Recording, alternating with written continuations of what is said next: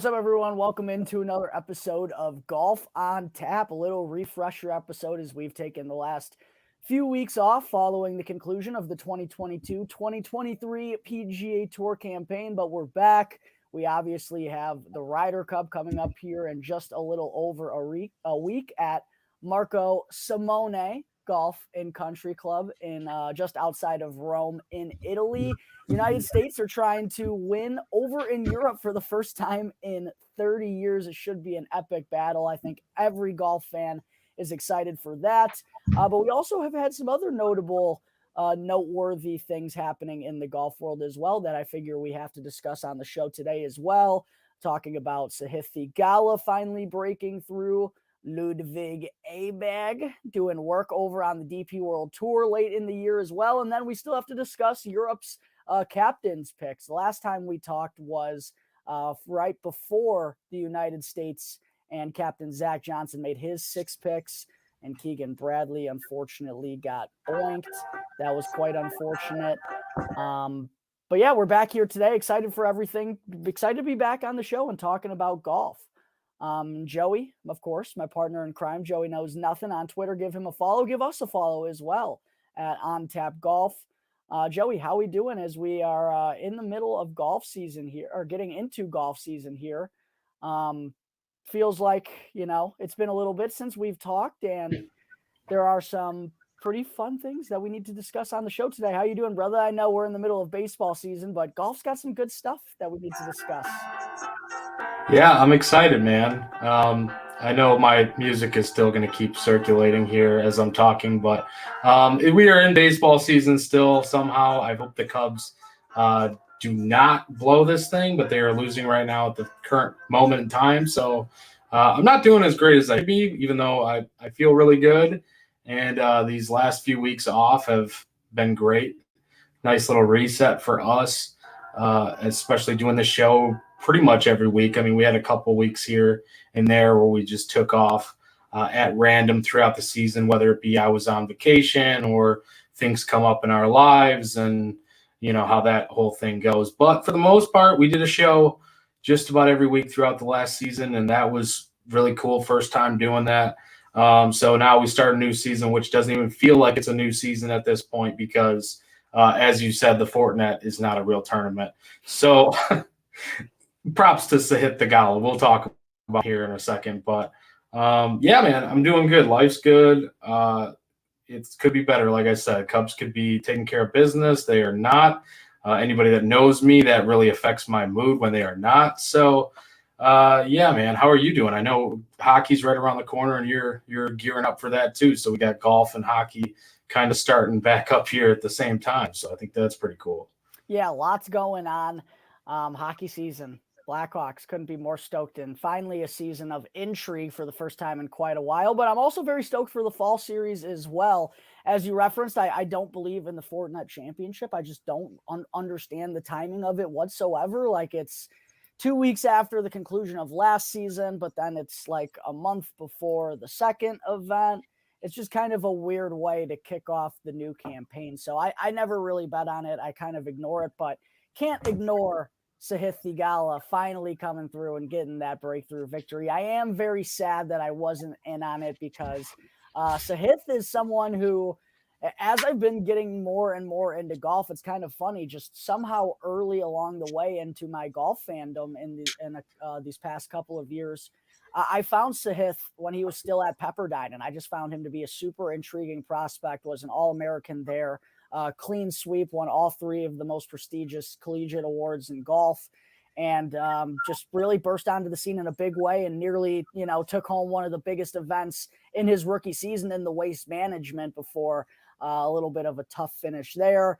Another close call at the Travelers, and he's really gained a huge following these last couple of seasons. So it was really cool to see him finally break through. And then, of course, having so many friends and family on hand as well there in Napa, being a California native, to watch him finally get the job done and get that maiden PGA Tour victory was awesome. And I really think the sky's the limit for Sahith. He's still a very young guy, and the way that he hits his irons and the short game that he has is amazing. It's just really the off the tee that's really given him some issues, but this kid is still, very young and very new to this game. And I think this is one that's just going to open more doors for him and give him more confidence, down the stretch, closing out tournaments, because he's been in a lot of them, just hadn't closed out until this point. So I'm sure this one's going to do wonders for him.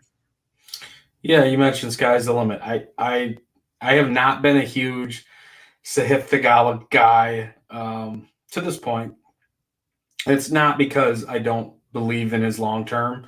I do, and I think I'm happy for you. I'm happy for him. Happy for you because you've been a buyer into him for a while now, and kind of rode that wave for a long period of time. Or I know you were betting on him certain moments on the show. So and I was too, but probably not as often. But there were kind of times where I kind of gave up. I think to a certain point where I just didn't know if this would be. And I mean, the Fortinet, it's not like it's a crazy good field or anything. So, but not to like put anything away from his victory, because it's still a PGA Tour victory, and it's still huge. But I do think you're kind of going to get that with Sahith though, right? Like the ups and downs still probably even after this win. So we're just going to kind of have to monitor and like pick and choose our times when we want to go after him as far as like just outrights in general go. But yeah, it's cool to see him get a win. It's cool to see him kind of get on track here and, now get that feel good after one of these victories, because we know how much that can mean later on in the long run when you're trying to close one out, when you're feeling yourself on some of these other tournaments. So yeah, I do think he's got a good long-term future, really bright, and we'll kind of see where his game kind of goes from here, where this takes him to. Yeah, absolutely. I'm curious if he's going to play at the Sanderson Farms Championship like he did last year, the next PGA Tour event that we will see the week following the Ryder Cup. Because I was actually already kind of diving into my research on the Sanderson Farms Championship, and I went back and looked at my bets article from last year, and Sahith Theegala was the number one guy that I had at 20-1, and I had that as his breakthrough. Took a little bit longer than I anticipated, but absolutely happy for him. I think before we move on from the Fortinet, we got to talk about Justin Thomas as well. I think it was kind of indicator that he knew he was going to be on the Ryder Cup team when he entered into the field of the Fortinet Championship to make sure he was kind of getting his game right. And he made the most of it, man. He had an incredible Friday round, I believe it was, where he led the field in driving distance, 340 yards per drive, and he hit 17 out of 18 greens. And that's, the Justin Thomas that we're accustomed to seeing. Hadn't seen it very often in the past year, but those are definitely good signs from Justin Thomas. Didn't finish strong, unfortunately, was right in the mix going into Sunday, but I believe he shot 2 or 3 over and wound up finishing a little bit more down the leaderboard. But gotta be good signs for the United States and for Justin Thomas with that kind of performance. No, man on a mission. This guy, he's on a mission. I think it's a big redemption big redemption season, possibly from JT that we can really look at, and maybe you get some really good odds on it. Maybe not if people are paying attention, especially the odds makers. You know how I always kind of relate this back to betting, some form or fashion, Jack. It's easy to do with me, but I do think that they're not stupid. I mean, we were seeing JT at certain numbers when he was golfing ridiculously bad that me and you were just kind of like, huh? Like, how is he still priced there? And then finally they started to mark him down to like longer kind of distance odds where we were tempting ourselves into thinking, oh, maybe we should. And I'm like, no, Jack, we absolutely should not. You're like, okay, yeah, you're right. So like now though, it's awesome to see 17 out of 18 greens, 340 average distance. Like you said, that's JT. Like those are really impressive numbers from anybody, let alone somebody who has been struggling here lately. Just really a down year overall and not making the FedEx Cup playoffs. The whole story, I mean, we've talked about how and I know, the FedEx Cup playoffs are kind of a joke. The whole thing of it is really ridiculous, especially when you get towards the end of it. It's like, okay, whatever. But JT himself, like, it's just unheard of, right? And he still almost was like right there on the cusp. So even his like bad year is not even as bad as like what it sounds like in our heads and the way that we have made it out to be, he's still an amazing golfer. And he still to this point, like, yeah, we were talking about how he shouldn't probably be on this Ryder Cup team, but you look at it, of course, over 2 years, and if he's put it together right now at the right time, guy could be a huge impact on the team, on Team USA. So I'm now kind of coming to terms with the fact that he's on the team, even though I was kind of upset with it to begin with. But yeah, I mean, him getting himself right at Fortinet, probably all the work that he's put in before Fortinet to get to that point, because he had a lot of time off. I mean, we got to remember that too. He's had a time off with the no FedEx Cup playoffs, so it's cool to see. We want a good Justin Thomas on tour, even just without talking about Ryder Cup. We want a good JT just overall from a fan perspective. Yeah, we'll take a look at the odds for some of the props involving Justin Thomas here in just a little bit.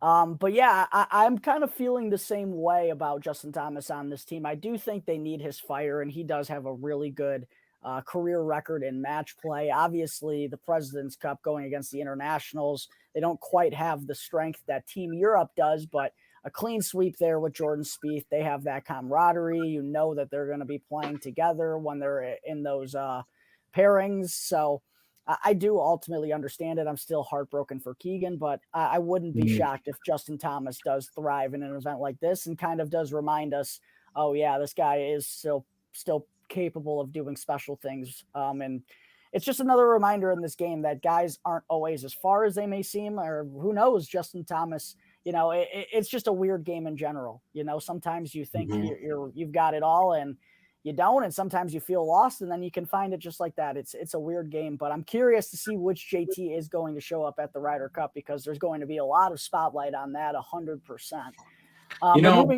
Continue. Yeah, just real quick, I just had a thought in my head when we were off air before we got on here. I was making the joke about, you know, so like baseball, right? That's baseball. Weird stuff happens.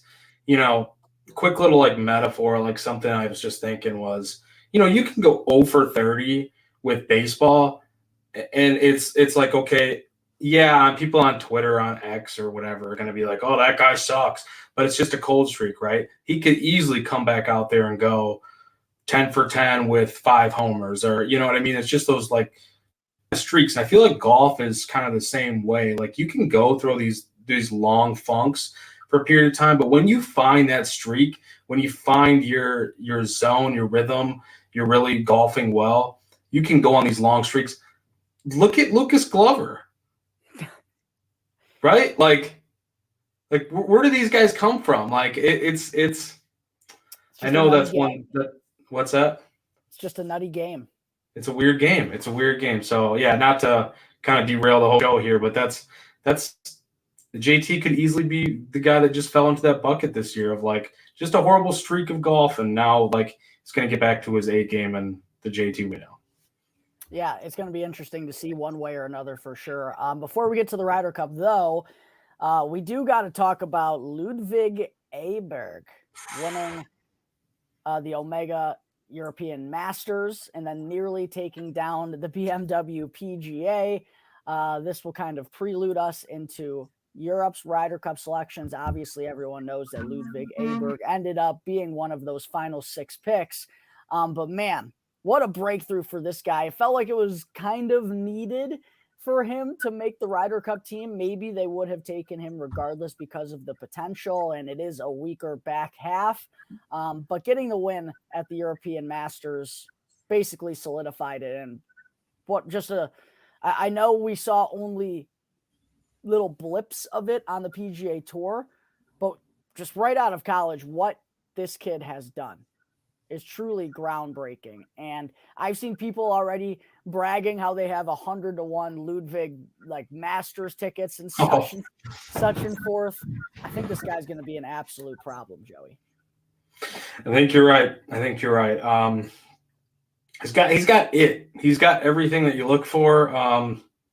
Outside of, you know, at times we've already talked about the short game can have some issues, but it seems like he's finding himself enough. And I mean, this guy can just absolutely nuke it it's impressive what this kid's able to do. I mean, not many golfers can do the potential that he holds with the golf club in his hand. I mean, this kid can go. He's number 80 now in the official golf rankings, world rankings. Like, he wasn't there. I mean, I know it's after a couple of big tournaments here for himself. That's kind of bumped him up to this position.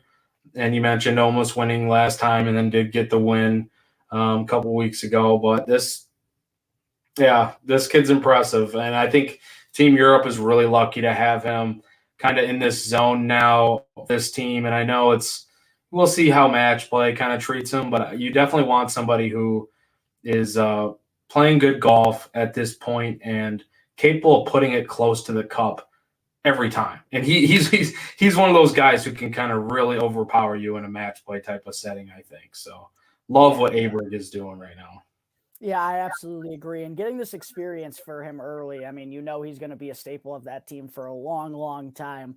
And man, this could be just a little preview of what we see from him on the PGA Tour next year, because while the Omega European Masters wasn't the deepest field, he was leading through 54 holes at the BMW PGA Championship. And that is a very good field. And I know, he finished 4 over on Sunday and shot himself out of the mix. Congratulations to Ryan Fox on getting the job done there. Crazy finish to that tournament as well. Tyrrell Hatton was right there as well. Tommy Fleetwood did classic Tommy Fleetwood things. Rory shot like 6 under on the last day to get into the top 10, as he always seems to do in big events. But yeah, that was impressive in and alone of itself, going toe-to-toe with the best players on the DP World Tour. Basically everyone from Team Europe in their final little chance to get ready for the Ryder Cup. And Aberg nearly took that event down too. It's just like, oh my goodness. We could be looking at a potential superstar here. Dude, I love it. I think if whoever has that 100-1 Masters ticket who are showing it off and bragging, I'm jealous, because I didn't even think about, we tried that whole thing. I tried it with Tom Kim. It didn't work. Tried to have the little early phenom feelers out there, outrights, futures out there. I've kind of given up on the futures market at this point, but hopefully what I'm hoping here, Jack, is he starts out pretty damn good, kind of gets himself into a little bit of a funk, or not as good when the big boys start to come out and play. Maybe like Shriners, stuff like that. And then we get some real nice numbers come the majors time. And, because my number got worse. My future on Tom Kim got worse. So maybe we can get a nice future for Aberg. I don't know. Who knows if he's going to do it in his first really full season. But it'd be fun. It'd be a hell of a story if he did. The futures market is basically dead. I mean, you have to be so ahead of the curve, it feels like, at this point in time, in order to catch a good number. In the golf realm, at least, it feels like there are just really not any good big-time numbers out there. But that certainly could be one. But yeah, with Aberg getting that win, we can get into the 6 captains picks made by Luke Donald, the captain of Team Europe. Ludwig Aberg obviously was one of them, along with Tommy Fleetwood, Nikolai Højgaard, Justin Rose, Sepp Straka, and probably the most controversial one is Shane Lowry. Even though it's not that controversial, he played really bad this year and is in really bad form. And there was only one other guy that could have made this team, and it was Adrian Meronk. And he was a 3-time winner on the DP World Tour this year, 3rd in the Race to Dubai standings, won the Italian Open on this course, also won the Australian Open and the Irish Open. He's the one who kind of ultimately got the short end of the stick, which I get why they went with Lowry. They need that veteran leadership, and they have that click over there with the top end guys. Nothing too surprising here, but that was kind of the one that was weird. Yeah. I mean, you also could have said before this recent stretch of Aberg, right? I think you could have made a case for him not making it. You really could have. I know they weren't going to go that route because he's the young phenom, and I think he's one that everybody legitimately wanted to see, especially us, right? We love what he can bring and love what he's doing, his potential. He's fun to watch. He brings that entertainment aspect to it. but like from an actual like experience standpoint and guys who were playing really well leading up to the captain's pick. Because when was Team Europe's? It was beginning of September, right? Yeah, I'm it was. trying to think. I think it was a week after the United States was. It was a week right after. But Okay. I think Aberg had to win to get on the team. I think. I And think he they would did. have. I think Was they his would have victory taken right Morocco. before that then? Yeah. Okay, gotcha. Okay, so that makes more sense then, because I kind of for some reason I was thinking his victory came right after that, and then being close here with the most recent, but no, yeah, I don't know. I think that there's a good case to be made for Morant too, of course, over especially like you said, winning there the Italian Open. Lowry, though, yeah, I would say he's gone toe to toe with these guys on the USA side more often than or more than Moronk has. So I think that makes sense that they would go that direction. It does leave you kind of hanging though, as far as like talent and guys that are really playing well. I think compared to the U.S. team, like not to do the whole comparison thing right at this second, but Team USA is very well rounded. Like there's some guys at the bottom of this field here from Team Europe that it only takes a couple, two, three guys to really sink your ship. And I don't know. I kind of worry about it from that standpoint. Overall, though, there is some high level talent and guys playing really well on Team Europe. So I don't think they're going to be in too much trouble. I think it's going to be a really close Ryder Cup. I think it's going to be one of the more entertaining Ryder Cups that we've seen in recent years. What do you think, Yeah, Jack? I completely agree. Obviously, there's the fact that the United States hasn't won over in Europe in 30 years, but there's also the fact that they dominated Team Europe last time we saw the Ryder Cup at Whistling Straits. It was an absolutely dominant performance from the United States. So it really makes for, I guess we can get into the betting lines now, because I still don't know where I'm going to go with this. And the problem was I feel if it's so unpatriotic, it feels like to bet against America. I mean, it kills me. I've never bet on a Ryder Cup before, but for the first one to be betting on Europe, it feels pretty scummy. But that plus 160 number that was hanging out there for a while, and even like 6-7 months ago, it was like plus 200, I believe. Crazy big numbers on Europe, and now it's down to plus 110, 115 in certain places, with the United States at minus 105, minus 110, I believe, is out there now. So it's kind of like, man, this is all of a sudden a coin flip. I really still don't know who I'm going to choose. I think the United States undoubtedly has the deeper roster, but Europe does have the firepower at the top to kind of match it. And I think they're probably going to try to hide guys like Nikolai Højgaard, and I imagine Sepp Straka probably winds up getting hidden and not playing all that often. But, still got to go out there and play the singles event as well. So, man, yeah, I don't know where I'm going to go with this. At this point in time, though, with America just getting beaten down this far, it feels like I might as well be patriotic and go with the United States, but I don't know. It's so tough. I don't love that the number came way down. I think you might still be able to find like a plus 125 out there for the Team Europe, but like you said, the plus 160, plus 165 range, that was a much sexier number. Like it just was. That's I was probably hands down going with Team Europe at that point. Does feel un-American. We'll give you that. And my name, handle, whatever thing you want to say here on StreamYard, USA, USA, USA. I want USA to win. That's the patriotic part of me, I guess, but I don't. Minus 106, I think, is actually kind of, if you can get a minus 106, minus 105 out there for Team USA, like, okay, I kind of like that now. So I might have to go the US side now, but still, anytime you get plus money too in these competitions, it's almost like it's very much tempting me to go the Team Europe side. And I will say this too, like reading up on this a little bit, 9 of the 12 Americans recently went to Rome to do a little scouting.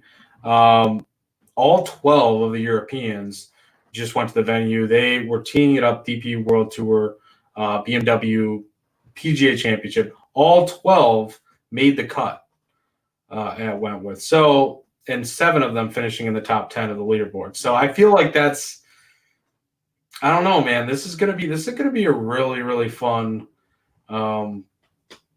tournament here. So, or Ryder Cup here. So, I probably would lean USA though, just because I need to go with the patriotic side.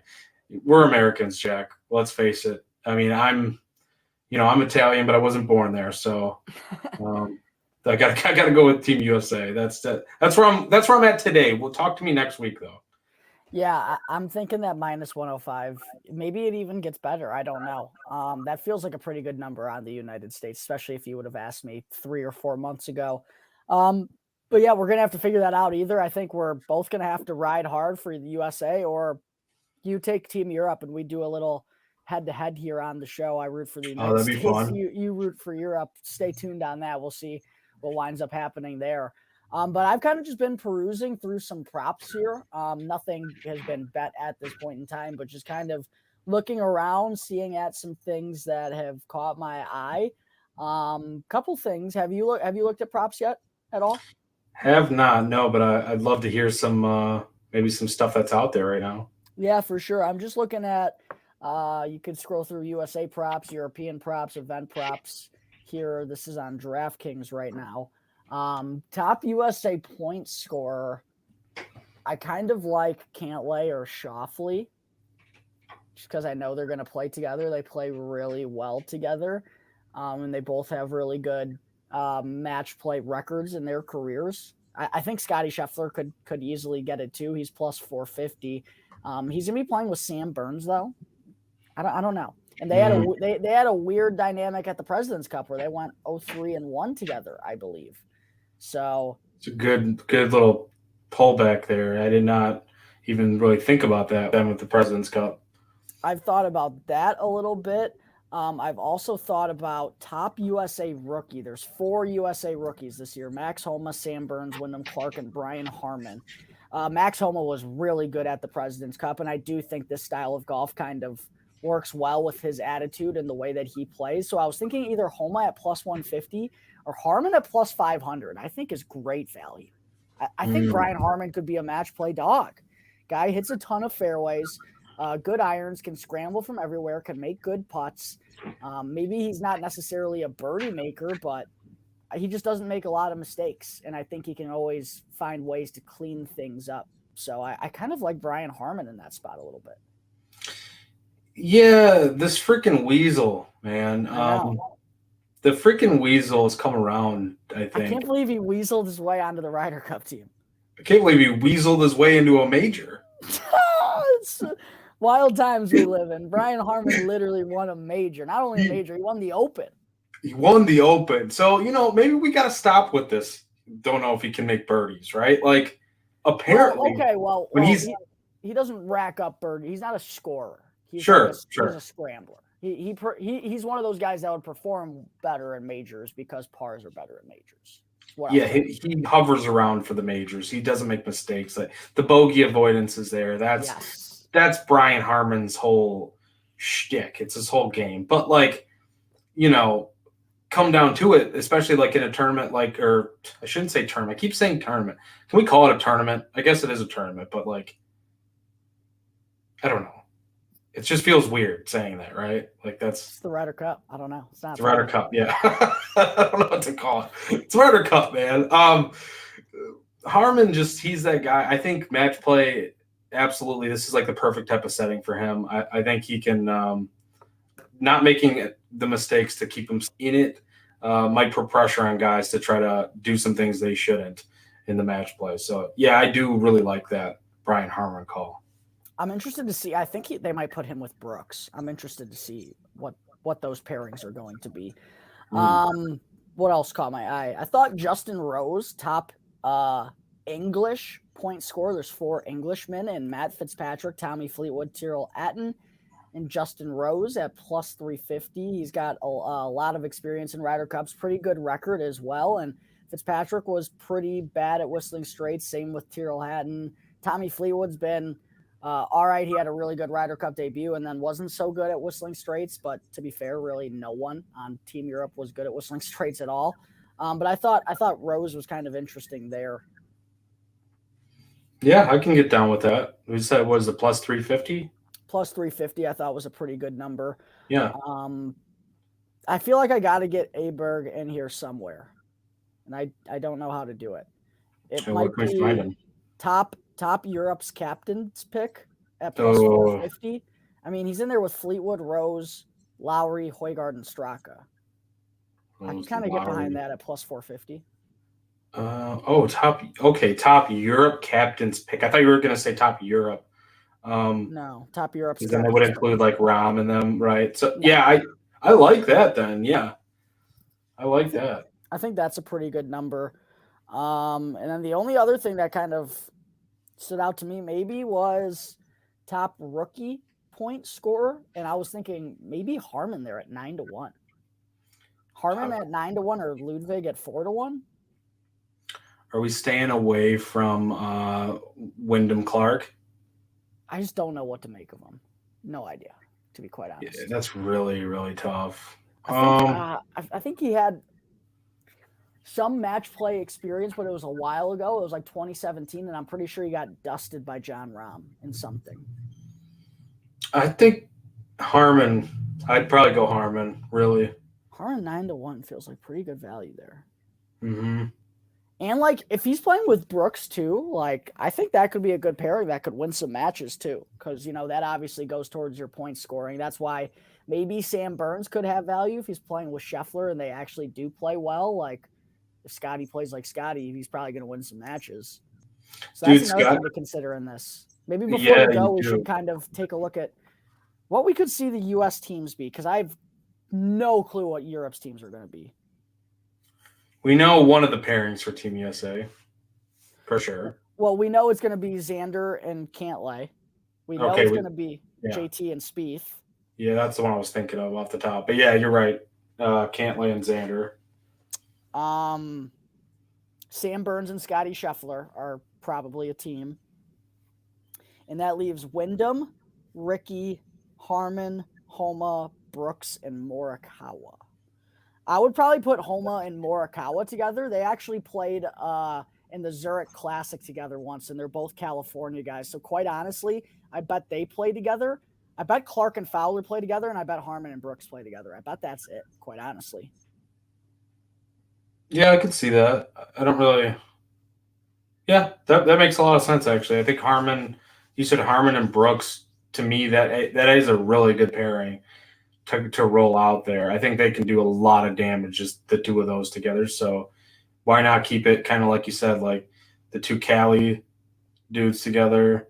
Yeah, I like that. Let's roll with that. I mean, I I don't know quite who they're honestly, actually going to go with, but yeah, I like that. I quite honestly think those are gonna be the teams. I think the only real like debate to me would be Kepka, Harmon, Clark, and Fowler. But I think that makes sense. Yeah,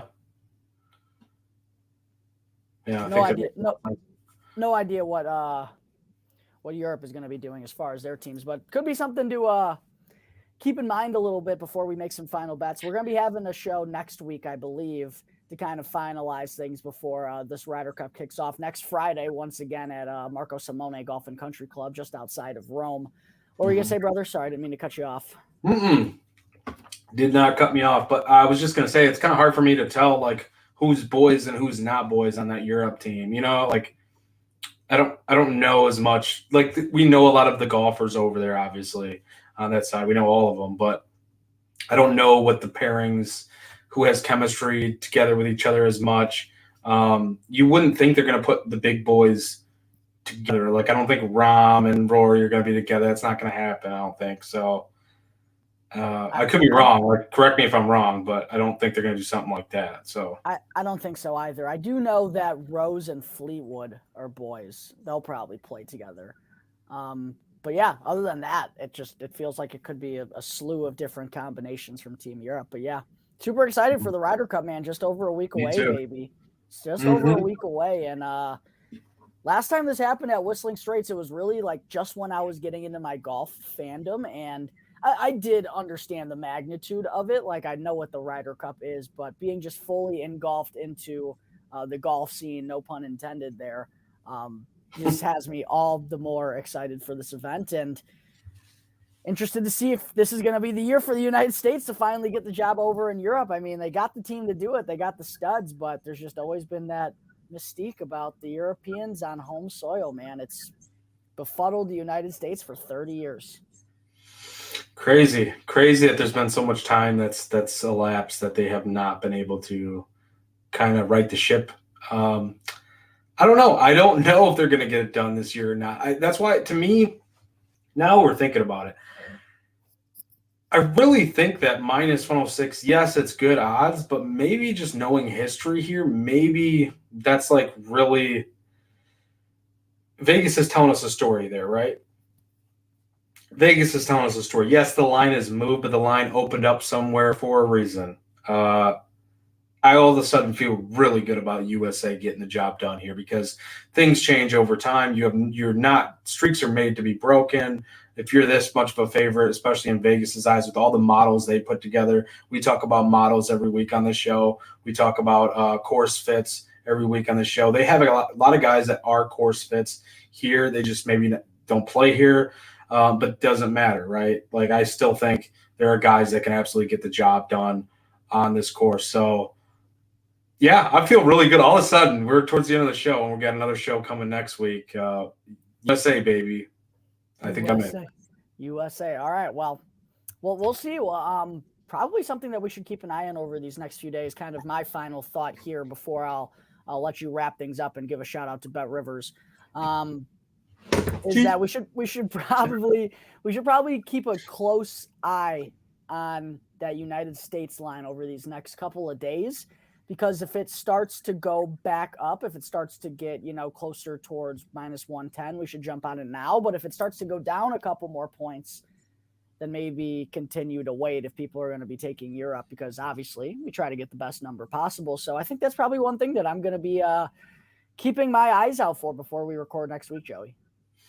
The nice part is I don't think either one of us has made that much money. We did really well this year, but neither one of us has made that much money to absolutely kill the sports books enough to be like they're going to listen to what we're saying on the show and be like, oh, we need to move the line immediately right now. So we're not line movers like that yet. So no matter what we say with like USA, like, oh, we like USA, we're not going to be the ones that's going to move the line. So don't blame us if you get a bad number on USA. Like, don't do that. But you're right. Make sure you're paying attention to it so that you can get the best odds possible. And right now, the best odds possible, minus 106, it looks like to me, at BetRivers.com, BetRivers app. That's our sponsor. You can go to BetRivers, enter the promo code ONTAP for an up to $250 deposit match. That's promo code ONTAP at BetRivers for an up to $250 deposit match. And, Jack, all of our content is at ONTAPSportsNet.com. You can check out all of Jack's articles over there. Everybody else's golf articles. Cubs, Bears, Bulls, Blackhawks, White Sox. The Bears are just god-awful right now. I have no idea what is happening, my friend. This is an absolute dumpster fire disaster. We got defensive coordinators resigning midseason. There was potentially a raid there that turned out to not be a raid there. The defensive coordinator just puts in – the Bears just put it out there saying that the defensive coordinator has resigned and don't even give the reason why. And then Justin Fields is blaming coaches, and then later on he's not blaming coaches. Who knows what's happening in Chicago? Absolute nightmare. They might go 0-17, which means they would go 0-27. And I'll let Jack get his thoughts on that for a second because the Cubs are absolutely pissing me off too. Happy birthday, Ryan Poles. What a birthday he had today. Quite eventful. Just add the cherry on top right now. We have two podcasts, by the way, Bears on Tap, and I'm going to forget the other name right now off the top of my head, but we have two of them. Go to the YouTube channel, subscribe to the YouTube channel. That's where you can find us and all the other podcasts. OnTapSportsNet.com, OnTapSportsNet on all social media platforms. Jack is at Jack Bushman 2. I am at Joey Knows Nothing. We are Golf on Tap. Follow us on social media as well. Jack, good show, man. kept it brief, kept it short, kept it just where we needed to keep it. Especially with a few weeks off, it felt good to get back on the mic, talk a little golf. Next week, we will be back here. Not quite sure which day exactly, but yeah, man. Any final thoughts before we go ahead and wrap this puppy up? Yeah, stoked for the Ryder Cup next week, man. Feels like we've been waiting quite a while for this, and there obviously was a lot of drama there at the end of the season towards the final captain's picks for both sides. But it's finally almost here. Excited for that, and then excited for the fall series to kick off after that, debuting with the Sanderson Farms Championship. The Fortinet's not the debut event of the season, despite what the PGA Tour tries to tell you. The season actually begins in Jackson, Mississippi, with the Sanderson Farms Championship. We'll be back trying to hit an outright for that right around the corner following the Ryder Cup. There we go. You heard it. You heard it here, folks. Sahith Theegala won a fairy tale tournament. We are Golf on Tap. Congrats, Sahith, by the way. No shout at you. We are Golf on Tap. Yeah, crack them. Lock them. Fuck them. And we're out. In a second.